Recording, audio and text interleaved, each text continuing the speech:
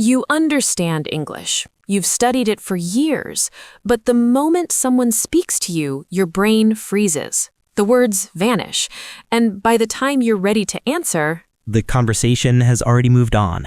every time. And here is what nobody tells you. That freeze isn't because your English is bad. It's because your brain is taking a detour every single sentence through your native language first. And today, we are going to delete that detour permanently. Picture your brain as a forest. A thick, dense forest with paths running through it. The path in your native language, you've walked it thousands of times. Smooth, wide, automatic. You could walk it with your eyes closed. And the English path? The English path goes through the native language path first.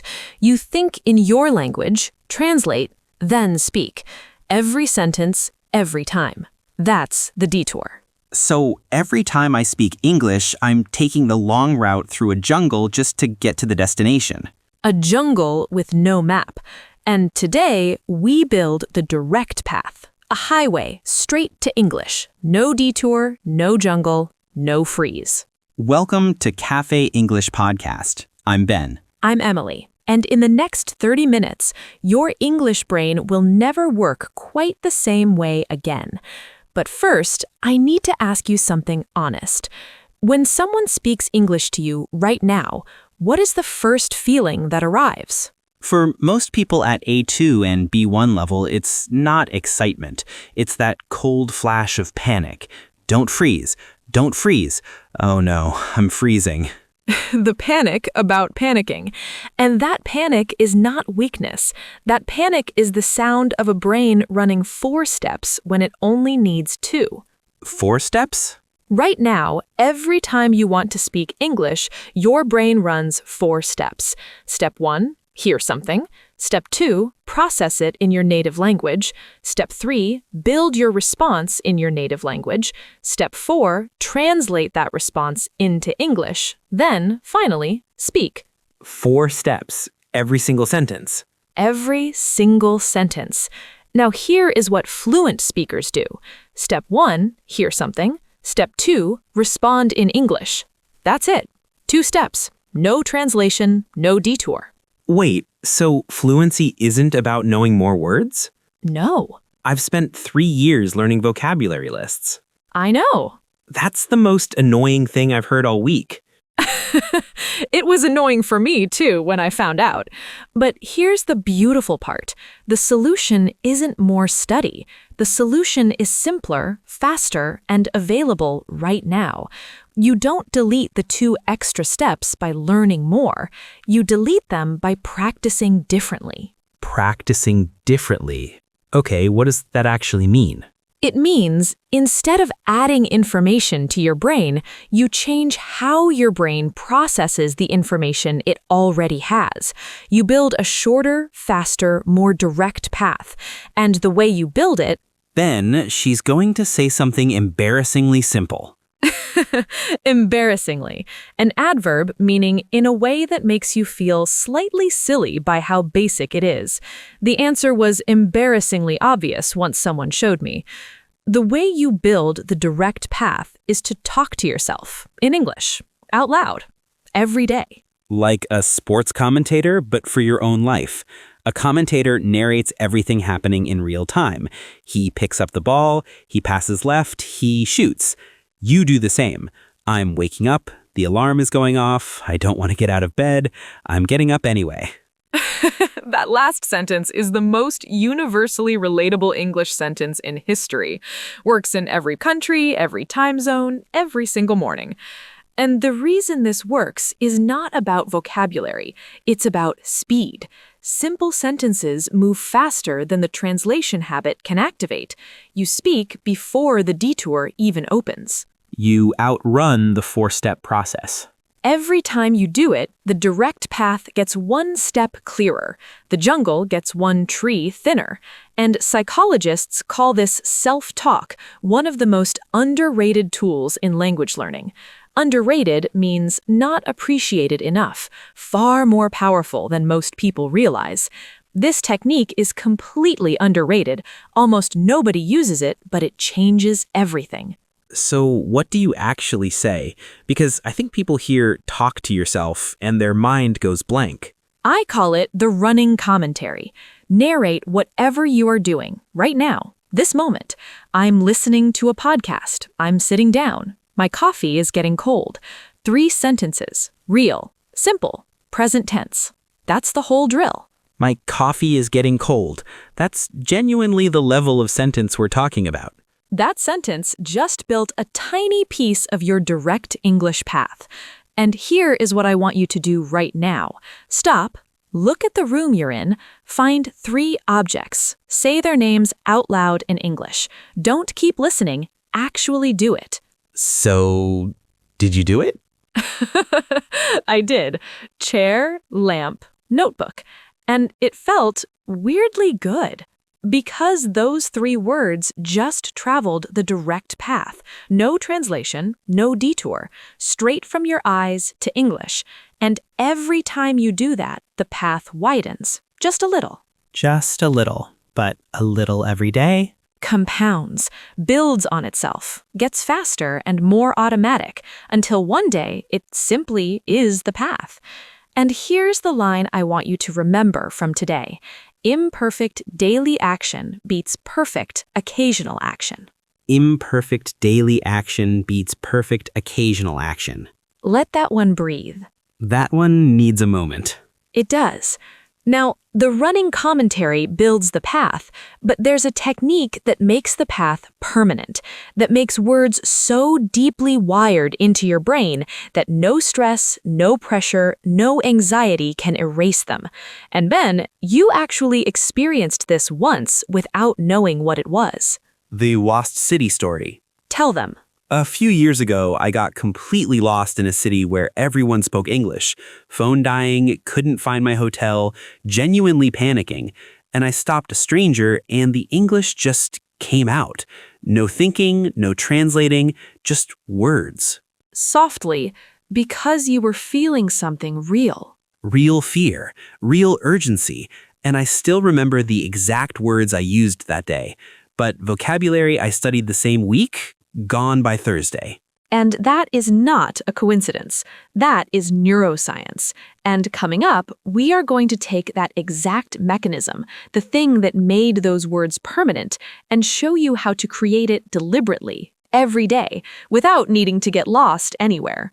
Once you understand what happened in that city, you will never think about vocabulary the same way again.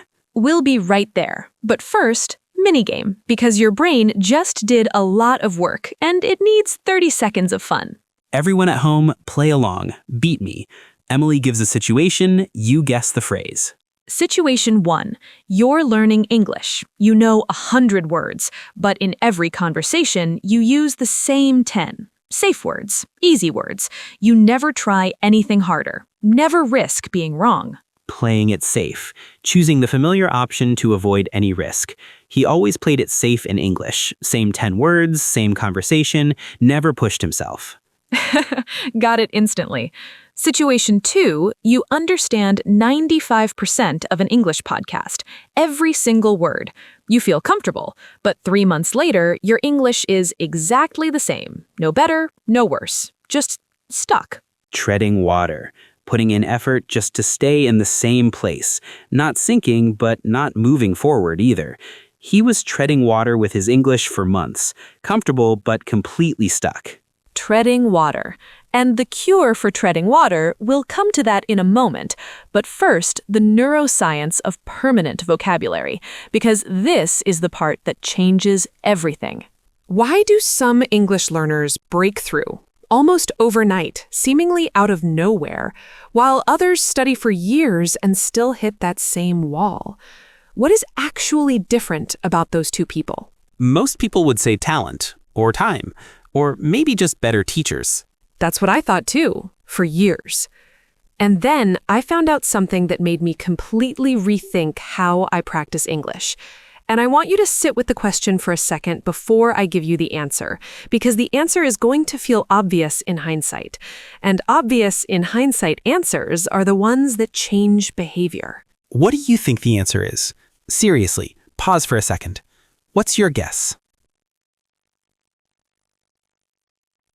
The difference is not talent, not time. It's emotional connection to the language. Emotional connection. Here's the science, and I promise it's simple. Your brain has two processing centers that matter for language. The logical center handles grammar rules, vocabulary lists, translation steps, everything you study deliberately. And the emotional center handles memories, experiences, things that had real feeling attached. And the emotional center connects to long-term memory. Directly. When a word is attached to real feeling, the emotional center tags it important. Keep this. And important things don't disappear by Thursday. So words from grammar exercises live in the logical center, available when you're calm. But in a real conversation, when you're nervous, The logical center slows down. The emotional center fires first, which is why the words from emotional moments come out naturally, and textbook words freeze under pressure. that is why I remember those exact words from The Lost City and forget the vocabulary list from the same week. Exactly that. And now, here is the technique. I call it the emotional anchor. Anchor, something that holds things firmly in place, prevents them from drifting away. The story worked as an emotional anchor. It made the vocabulary impossible to forget. How do you create it deliberately? 3 forms. Form 1, vent in English. When you're genuinely frustrated, traffic, a bad day, anything real, describe it in English, out loud. This is unbelievable. I've been waiting for 40 minutes. I just want to go home. Your brain will never forget those words. The frustration is the glue. The frustration is the glue. I love that. Form 2, celebrate in English. When something goes right, anything, big or small, react in English first, before your native language arrives. Yes, finally, I actually did it. The joy tags those words permanently. And form 3? Curiosity. When something genuinely surprises you, in this podcast, in a show, in a conversation, and you feel that spark of, wait, I never thought about it that way. Those are the moments English goes deepest. Not the moments you try hardest, the moments you feel most. Here is your challenge right now. One thing that frustrated you today. Just one. Can you say it in English? One sentence. Feel the frustration. Let English come out. Don't translate. Just feel it and speak. That sentence, however simple, however imperfect, just went into your permanent memory. It has an emotional tag on it. It is not going anywhere. Imperfect English with real emotion permanently beats perfect English from a list every single time. Beats, a word we're using as is more effective than. A 5-minute emotional practice beats a 1-hour vocabulary review every single time. Now, Emily told me there is a 5-minute morning routine, and she said there are 5 parts to it. She gave me 4, but she said I had to wait for the 5th. And the 5th is the one that makes the other 4 permanent. So the first 4, go. The English warm-up. 5 minutes before your phone, before your day. Like an athlete warming up before a game. You don't walk onto the field cold. Minute 1, look around the room. Name 5 things out loud in English. Just the words. Window, pillow, door, cup, light. You're switching the English network on, waking it up. Like turning the lights on before guests arrive. Minute 2, 3 sentences about what you're doing right now. Running commentary. I'm sitting on my bed. It's early. I really don't want to move. Wait, I just did that in my head. It felt genuinely strange. Strange is the sound of a new path being built. Beat. Minute 3, one thing from yesterday, past tense, real experience. Yesterday was long. I was tired by 6 p.m., but I finished everything I needed to do. Grammar activates through experience, not rules. You don't need to remember the past tense rule. You need to use it enough times that it becomes automatic. Automatic, happening without thinking, like breathing or walking. After months of practice, switching to English in the morning became completely automatic. Minute 4, something you're going to do today. future tense. I have a meeting this afternoon. I hope it doesn't take too long. 4 minutes. Present, past, and future all activated through your real life. Not invented textbook situations. Your actual morning. Your actual meeting. Your real life is the best English textbook ever written. Now, minute 5. This is the one that changes everything. But I need to give it to you in context because it connects to something deeper than technique, something that determines whether all of this works for 2 weeks or for the rest of your life. I said one sentence every morning for 30 days. Day 1, it felt like a complete lie. Day 7, still felt like a lie. Day 14, something started to shift.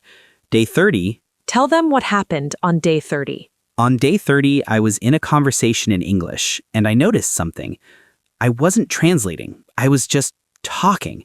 And I didn't even realize it was happening until after the conversation ended. That story is not a story about a technique. That is a story about identity. And identity is minute 5. We'll be right there. Minute 5. Minute 5. After naming things, describing now, remembering yesterday, planning today, minute 5 is this. You say one sentence about how you feel, right now. Whatever is true. I feel nervous about today. I feel tired but ready. I feel excited. One honest sentence. And that one sentence... fires the emotional center, tags the entire 4-minute warm-up with real feeling, sends every word from those 4 minutes straight into long-term memory. Without minute 5, the warm-up is exercise. With minute 5, it is construction. You are not practicing English. You are building something that stays. 5 minutes. That's the whole thing. 5 minutes before your phone every morning. And here is what happens after 2 weeks. Your brain starts to expect English in the morning. It becomes a trigger, a context anchor. Morning means English, and the time it takes to switch into English mode gets shorter every single day. Until one morning, English is just already there, already warm, already open.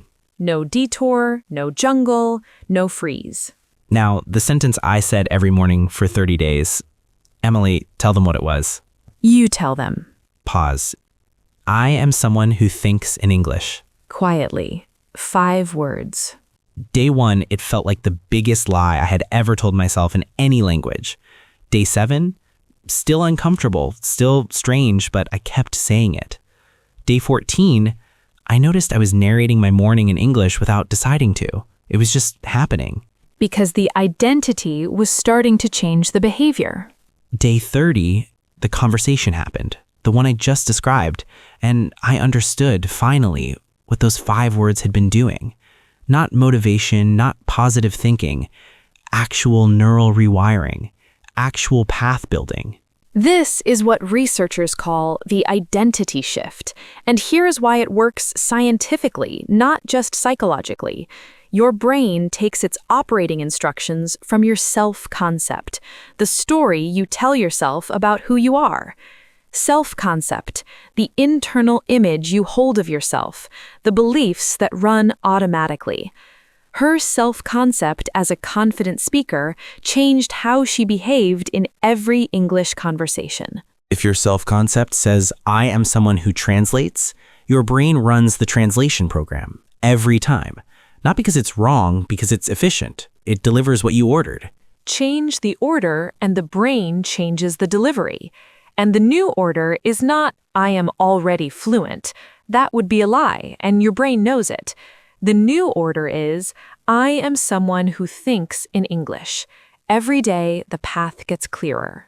Say it even when it feels wrong. Say it especially when it feels wrong, because the discomfort is not a sign that it's false. It's a sign that something new is forming. Self-fulfilling, when a belief becomes true because you act as if it already is.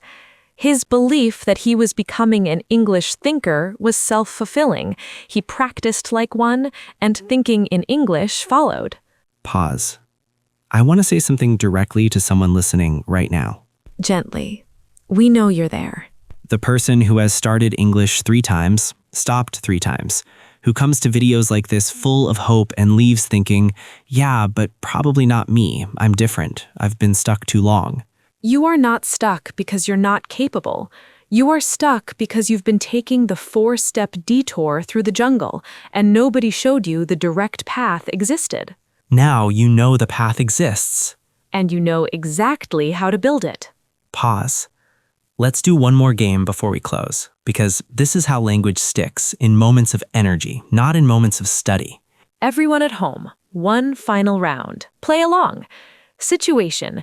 You've been saying, my English is not good enough for so long that it has become the reason you don't practice. The belief creates the behavior confirms the belief. Pause. Is it a vicious cycle? Each problem creating the next, going around and around with no exit? A vicious cycle. Exactly. But here's the thing about vicious cycles. They can be broken, not by force, by changing one variable.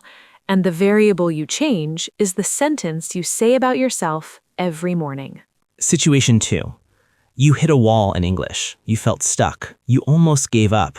But instead of stopping, you kept going. Imperfectly, inconsistently, but you kept going. And slowly, without noticing, you got through it.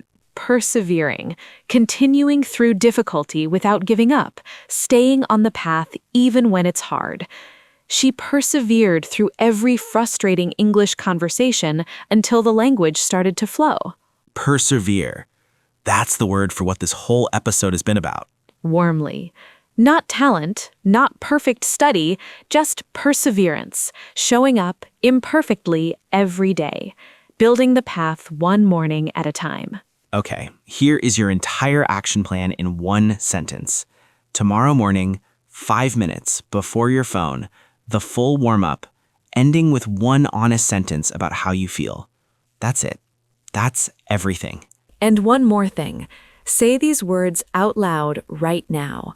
I am someone who thinks in English. Say it wherever you are, on the bus, in bed, in the kitchen, out loud. The strangeness you feel, that's the path being built. Pause. Remember the forest. Your direct English path already exists. You've been walking parts of it without realizing. Every word you've understood, every English moment that clicked, every conversation where something came out before you had time to translate it, that was the direct path. Already there, already yours. You're not starting from zero. You never were. You're just learning to stop taking the detour. And every morning, 5 minutes before the phone, ending with one honest sentence about how you feel, you make the direct path a little wider, a little smoother, a little more automatic. Until one day you look up and the jungle is gone. Softly. And English is just the path you walk. Pause. If this episode gave you one thing, one moment where something clicked, share it. With the person in your life who freezes in English, with the friend who has been learning English for 3 years and still translates every sentence. Send it to them, because they need to know the direct path can be built, and it starts with 5 minutes tomorrow morning. Subscribe to Cafe English Podcast. Every week, conversations exactly like this one. Real English, real pace, real ideas. Designed for the 70% sweet spot. Challenging enough to grow, comfortable enough to enjoy. Because you don't need another grammar book. You need a conversation. A real one. Pause. I'm Emily. I'm Ben. Build your path. One morning at a time. See you next week. Bye. Bye.